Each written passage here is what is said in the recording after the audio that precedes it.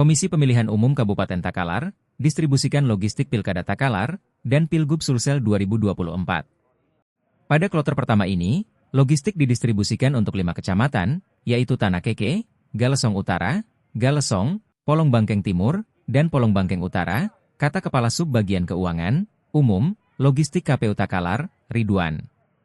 Logistik yang dikirim adalah kotak suara yang telah berisi surat suara, bilik suara, tinta, bantalan, paku, tali tis, dan dokumen-dokumen. Sebanyak 7 mobil truk digunakan KPU untuk mengirim logistik pada kloter pertama ini. Dan sebanyak 6 kapal digunakan untuk mengirim ke Kepulauan Tanah Keke. Ketua Bawaslu Takalar, Neliati mengatakan, pihaknya telah melakukan pengawasan melekat, distribusi logistik dari sejak tahap pengepakan. Seluruh petugas Panwas, dari kecamatan sampai desa ditugaskan untuk memastikan logistik JNI bisa sampai dengan aman selamat, tambah Nelly.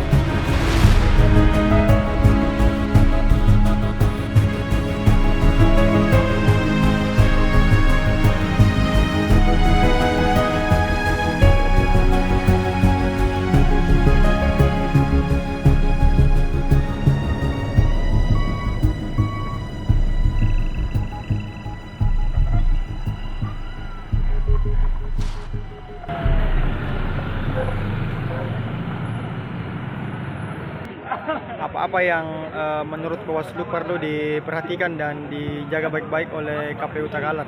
Ya, jadi tentu Bawaslu melakukan imbauan-imbauan terkait kerawanan-kerawanan yang bisa saja terjadi pada distribusi logistik, dan kami sudah melakukan pengawasan sejak dari produksi, kemudian pengepakan sampai dengan distribusi hari ini.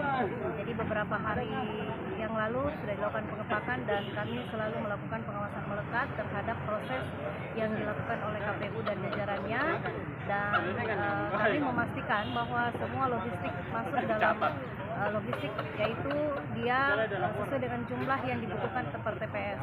Kemudian hari ini distribusi logistik kami juga sudah melakukan pengawasan, dan hari ini ada 5 kecamatan yang didistribusi, dan teman-teman PKD sudah kami siapkan untuk tetap berada di lokasi masing-masing dalam rangka menerima dan memperhatikan lokasi-lokasi yang akan ditempati agar dia memenuhi syarat atau standar, sehingga tidak terjadi kerusakan-kerusakan. Apalagi sekarang ini adalah musim hujan, sehingga penting untuk Bawaslu memperhatikan kondisi tempat yang akan ditempati untuk logistik sehingga tidak terjadi rusak.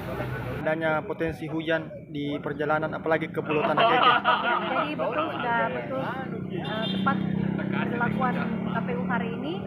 logistik Tanah Keke diberangkatkan lebih cepat, lebih awal karena daerah ini adalah daerah yang terjauh sehingga butuh langkah-langkah mitigasi yang dilakukan oleh KPU, dan KPU kita mesti menunggu saja hasil dari pengantaran logistik karena hari ini Tanah Keke salah satu daerah yang rawan dan sudah diberangkatkan.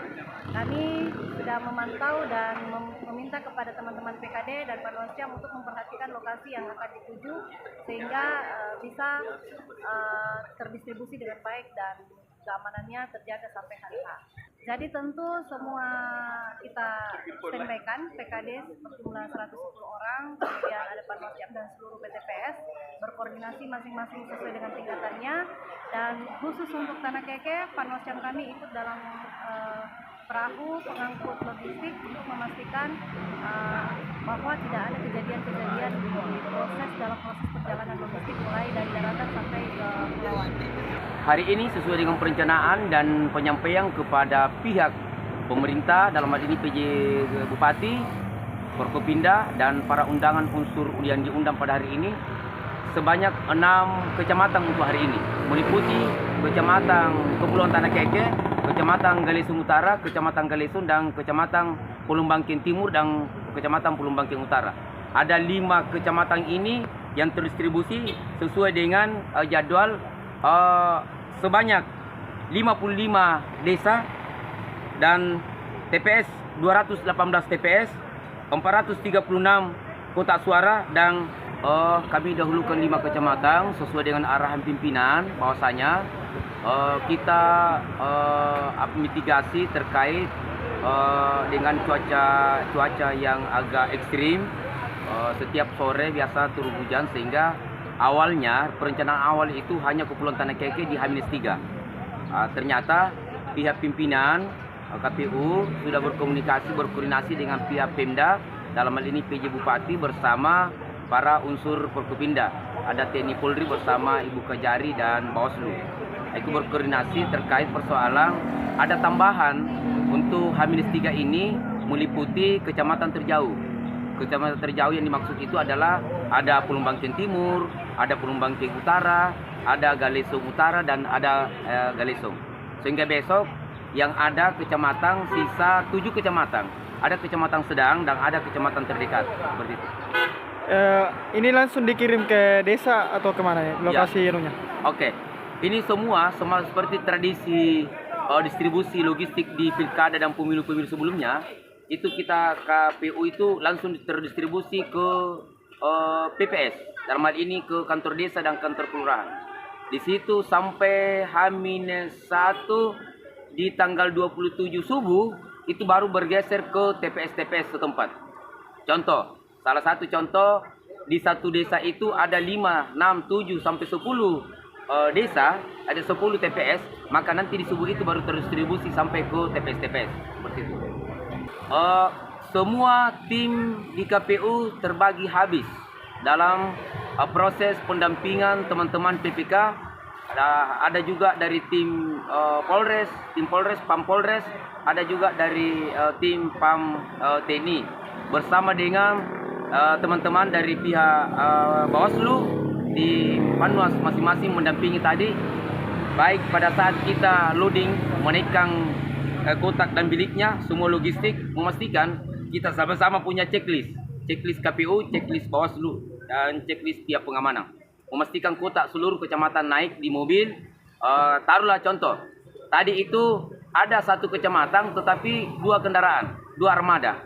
Contoh di kecamatan